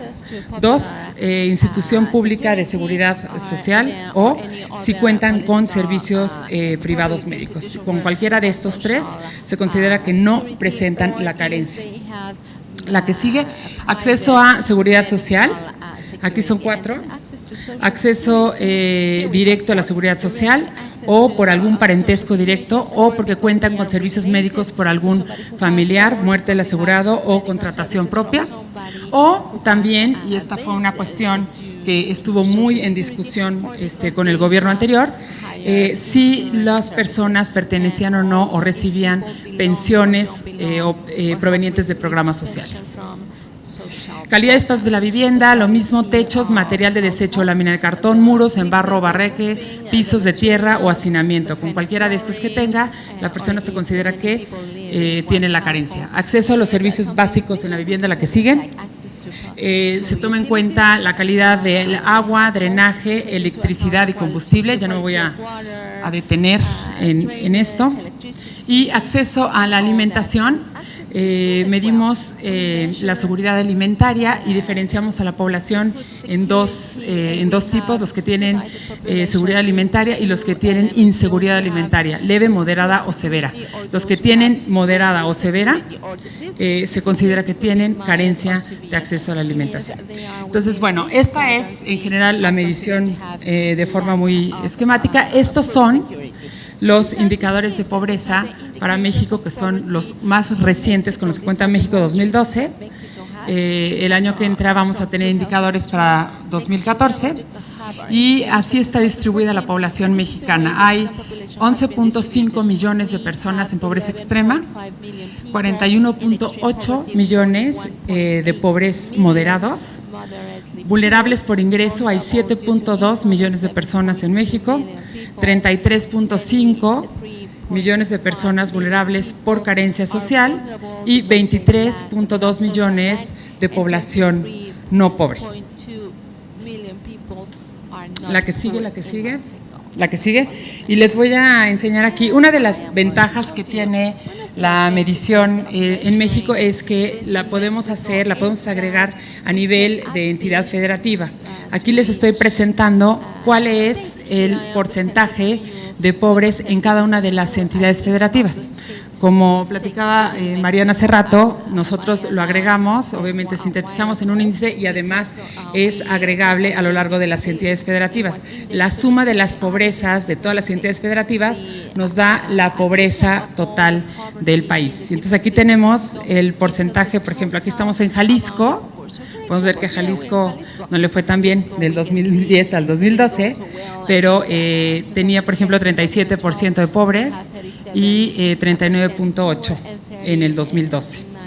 Y también, si nos fijamos en la pobreza extrema, Jalisco otra vez 5.3 en el 2010 y 5.8 en el 2012. Entonces aquí se puede tener. Otra de las ventajas que tiene esta pobreza multidimensional de México es que cada 5 años la llevamos a cabo a nivel municipal. Entonces sabemos municipio por municipio cada 5 años cómo están los niveles de pobreza en México. ¿Y esto para qué nos ha servido? Nos ha servido sobre todo para delinear las políticas públicas. A partir del sexenio del presidente Enrique Peña Nieto, muchas de las políticas públicas y las acciones que están llevando a cabo no solo el gobierno federal, sino también los estados, están enfocados a la reducción de pobreza, medida como se las acabo de presentar aquí, como la mide el Coneval. Entonces estamos como muy alineados con lo que se está midiendo y cómo se están llevando a cabo las políticas públicas. Muchas gracias.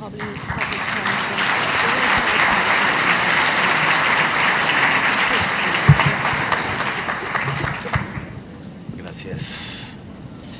Bueno, vamos a terminar con la ponencia de Graciela Tonon, profesora argentina, directora del Programa de Investigación en Calidad de Vida de la Universidad Nacional de Lomas de Zamora y del Centro de Investigación en Ciencias Sociales de la Universidad de Palermo en Argentina, editora de la colección internacional Handbooks of Quality of Life de Springer. A Graciela la saludamos a través del video, de las tecnologías. Graciela, ¿cómo estás? ¿Nos escuchas? Muchas gracias.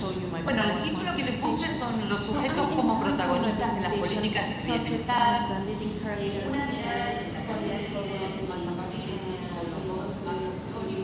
Trabajando desde hace unos cuantos años y por eso he querido integrarlos en esta presentación. Particularmente quiero reflexionar respecto de estos 4 temas que ustedes están viendo en pantalla: bienestar social, calidad de vida, políticas sociales y el rol de los sujetos, medir calidad de vida y desigualdades y fundamentalmente recuperar las vivencias subjetivas de los ciudadanos al momento de las decisiones de las when making decisions for public policies, right? Bueno, seguramente todas las personas que están allí conocen muy bien el concepto de bienestar social. Yo lo que quiero recalcar adicionalmente, siempre se ha referido el bienestar social a un fenómeno que ha sido colectivamente compartido, también como al estado del bienestar. Así lo conocimos hace algunas décadas. Y centrado su trabajo en dedicarse a las condiciones objetivas de la realidad social, considerándola una realidad externa, observable y fundamentalmente midiéndola a partir de mínimos que estaban preestablecidos. En este sentido, la calidad de vida ha tratado de superar esa mirada y surgió como respuesta reconceptualizada en relación no solo a considerar el bienestar como dependiente de las cuestiones materiales, sino que también de los valores humanos. Entonces nosotros podemos decir que la calidad de vida es un concepto multidimensional que comprende un número de dimensiones que las personas valoran de manera diferente, de acuerdo con la importancia que le den a cada una de ellas en sus vidas, que implica una mirada tanto objetiva como subjetiva de la vida de las personas, quedando así diferenciada de algunos otros conceptos que seguramente se trabajarán en este seminario, que son las nociones de condiciones de vida, de bienestar social, que ya lo hemos dicho, y de bienestar psicológico. Lo que queremos decir entonces es que la calidad de vida no representa la posibilidad de una nueva mirada teórica tendiente a un trabajo desde las potencialidades más desde las carencias y con un anclaje comunitario que incluye el análisis del contexto sociopolítico en el cual se desarrolla la vida de las personas.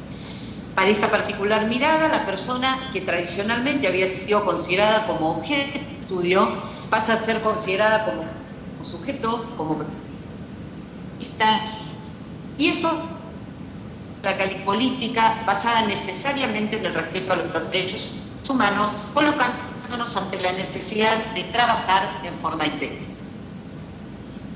Voy a referirme en este punto a algunos de los conceptos de Amartya Sen, que todos seguramente lo conocerán, uno de los premios Nobel, cuando él dice que la democracia es el único sistema de organización política que posibilita el despliegue de la libertad de agencia de cada persona, tanto en la esfera personal como en la esfera social y comunitaria. Dado que para este autor la libertad individual actúa como un compromiso social. Y es así que desde esta perspectiva el sujeto es concebido como un agente activo de cambio y no como un simple receptor de prestaciones. Pero asimismo también nos alerta en una frase textual que estoy colocando acerca de que no podemos pensar que las instituciones democráticas son recursos mecánicos para alcanzar el desarrollo. Dependen del uso que se haga de las oportunidades de participación que ellas posibiliten, así como de la formación de valores en una sociedad. De esta manera podemos decir que las políticas sociales que se generan son, en términos tradicionales, una forma o tipos de las políticas públicas, y su análisis ha de ser desarrollado a partir de considerar tanto el momento histórico como el espacio geográfico en el cual estas políticas surgen y se desarrollan, así también como el efecto y el impacto, ya sea esperado o inesperado, que ellas mismas generan. Preocupa en particular, y esto lo digo porque mi primera profesión es el trabajo social, eso es lo primero que hice en la vida y trabajé muchos años como trabajadora social, es poder actualizar que las políticas no solo se reducen al hecho de la prestación de un servicio social, sino que además se caracterizan porque el acceso a las mismas por parte de las personas se encuentra mediatizado por la relación con los profesionales que ofrecen aquellos servicios. Esa relación puede tomar diferentes formas, o bien de establecer la autodeterminación de las personas y las características y necesidades particulares de cada sujeto, considerándolo entonces como un agente activo, viene imponiendo una forma de operación en la cual el sujeto queda sido simplemente a un receptor pasivo de la prestación que se le dé.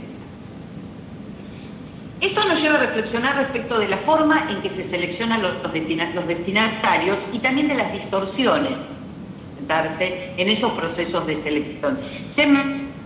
Por ejemplo, distorsión de los incentivos, existencia de estigma, pérdida de intimidad, administrativo y, el más grave, la existencia de la corrupción.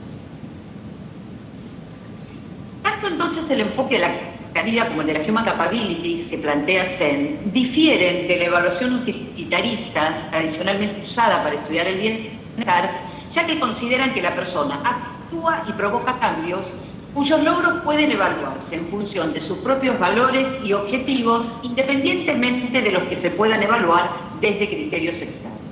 No quiero decir con esto que no se tengan que desarrollar criterios externos, quiero decir que estoy intentando poner como eje a los sujetos. La medición de las Human Capabilities ha sido una cuestión estudiada y debatida desde la aparición de este enfoque, ya que en algunos casos, al intentar construir indicadores para medirlas, ha sucedido que fue más la información que quedó oculta que la que quedó a la vista. Y la evaluación de ellas ha de realizarse observando no solo los funcionamientos reales de cada persona, sino que además se requiere de una complementación acerca del contexto en el cual se desarrollan estos funcionamientos. Nosotros estamos desarrollando desde el año 2004 en la Universidad Nacional de Lomas de Zamora, en Argentina, un programa de investigación, que es el programa de investigación en calidad de vida, que en este último bienio estuvimos dedicados a tratar de construir algún tipo de instrumento dedicado a la producción de indicadores no tradicionales que también pudieran ser utilizados no solo en Argentina, sino en el resto de los países de América Latina. Hemos estado midiendo calidad de vida y desigualdades de los jóvenes y el instrumento se encuentra organizado en dimensiones específicas, conteniendo variables sociodemográficas, así como de medición de calidad de vida y desigualdades, considerando medidas directas del fenómeno que se propone medir, así también como medidas indirectas, considerando la complejidad del caso, ¿no? Les muestro muy brevemente, supongo que ustedes allí lo están viendo, todas las dimensiones, son muchas, y que bueno, si alguien está particularmente interesado, podemos conversar al respecto en otro momento. Educación, salud, trabajo, seguridad personal, vivienda, creencias espirituales y religiosas, diversidad cultural, participación, género, discriminación, medio ambiente, relaciones sociocomunitarias, relaciones sociales, bienestar subjetivo, valores, satisfacción con la vida, bienestar económico, política de instituciones. Así tenemos una escala que es la escala de satisfacción con la vida del país, que además de informarnos acerca de qué está pasando con la vida en el país, también nos informa de manera indirecta acerca de la satisfacción con la democracia. Pero si bien estos son trabajos de tipo cuantitativo, también hemos querido hacer trabajos de tipo cualitativo, ¿no? Pensando que ese tipo de estudios nos permiten estudiar los significados intersubjetivos que surgen entre las personas, situados, construidos, profundizando en la comprensión de la vida social tal como ésta se desarrolla y explorando el significado para sus autores. En ese sentido hemos desarrollado también en el último bienio una investigación en la Universidad de Palermo acerca de la amistad como valor en la construcción de las naciones. Ustedes se preguntarán por qué mirar la amistad, porque en todas nuestras mediciones cuantitativas es siempre el indicador con más alto nivel de satisfacción en Argentina, ¿no? La satisfacción con los amigos. Este trabajo lo hicimos con estudiantes universitarios y la idea fue ver las definiciones e importancia de la amistad en sus vidas. Increíblemente muchas de las definiciones nos retrotraen a lo que hace 25 siglos Aristóteles planteó acerca de la amistad. Bueno, como sé que el tiempo es corto y como además no tengo posibilidad de ir midiendo un poco qué va pasando con las caras del auditorio y las cosas que me quisieran preguntar, yo quisiera decirles que tanto los decisores de políticas como los investigadores y los académicos necesitamos de poder integrar las miradas macro y micro sociales. así como recordar que la subjetividad es transversal a la vida social y está presente en todas las dinámicas sociales de la vida cotidiana, tanto en los espacios microsociales como macrosociales, en la experiencia intersubjetiva diaria y en las instituciones que estructuran una vida. Y si entonces nosotros consideramos que los fenómenos humanos son subjetivos por su cualidad específica, entonces vamos a ver la subjetividad no como contraposición a la objetividad. En realidad necesitamos poder integrar ambas miradas. En el caso de los investigadores, bueno, somos sujetos que nos relacionamos con otros y que el producto que generan estos procesos de investigación son productos sociales e históricamente construidos. Entonces, nuestros objetos no son solo objetos de observación, sino que son seres que tienen su propio mundo preinterpretado y que llevan a cabo su propia observación. Es decir, son semejantes insertos en la realidad social que viven en un mundo intersubjetivo, es decir, en relación con otros, tal como nos pasa a nosotros mismos. En el caso de los decisores de políticas, ellos requieren de la información que suministran los sistemas de indicadores, tanto cuantitativos como cualitativos, si la intención es generar políticas públicas que no solo respondan a las condiciones externas de vida de los sujetos, sino que también a su calidad de vida en términos multidimensionales. Se requiere entonces de contar con un sistema de protección social que tenga en cuenta la trayectoria biográfica de los sujetos.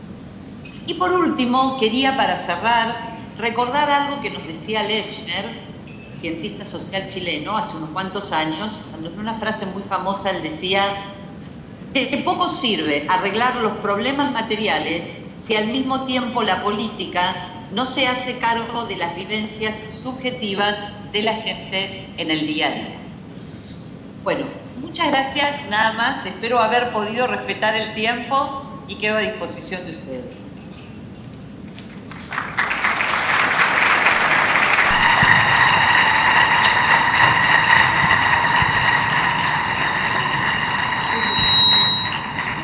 Bueno, agradecemos a Graciela Tonón, que bueno, no nos escuchaba bien, pero quedó excelente en el tiempo, quedó algo de él para agradecerle a Graciela desde aquí, a ella que está en Argentina y que hizo un esfuerzo para vía videoconferencia compartirnos sus conceptos. No me queda más que agradecer todas las aportaciones de cada uno de los ponentes. A mí me llamó muchísimo la atención la complementariedad de cada uno de los puntos de vista, desde el planteamiento de Bruno de los indicadores de felicidad, que aunque las demás ponencias no se centran en ello, pues sí se complementan y son parte de los factores que determinan esa felicidad que Bruno nos planteaba aquí y que nos despertó, ¿no?, en eso de que no importaba la lana para ser felices. Pues ya vimos que Bruno, con sus investigaciones que ha hecho, pues deja claro que cuentan y que la medición de las políticas públicas para el bienestar y para el desarrollo, pues también son fundamentales para provocar y motivar una mayor movilidad social, que como Enrique nos decía también con su estudio, lamentablemente falta mucho por hacer para crear mayor movilidad, y también la importancia que nos planteaba aquí Mariana y las dos Gracielas, de trabajar más en lograr consensos y mayor claridad en los criterios para identificar los indicadores que miden el bienestar y las políticas de desarrollo. Gracias Bruno, gracias Mariana, gracias Graciela y gracias Enrique por lo compartido aquí, pero sobre todo gracias a ustedes, que tengan un muy buen día. Gracias.